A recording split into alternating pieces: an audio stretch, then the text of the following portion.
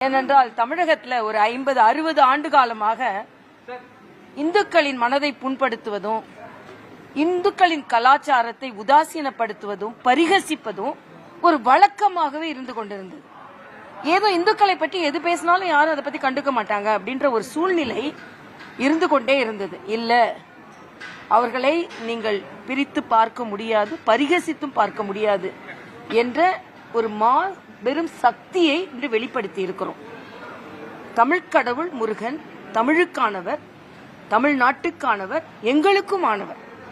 ஆன்மீகம் என்பது தமிழோடு இணைந்தது, தமிழ் என்பது ஆன்மீகத்தோடு இணைந்தது.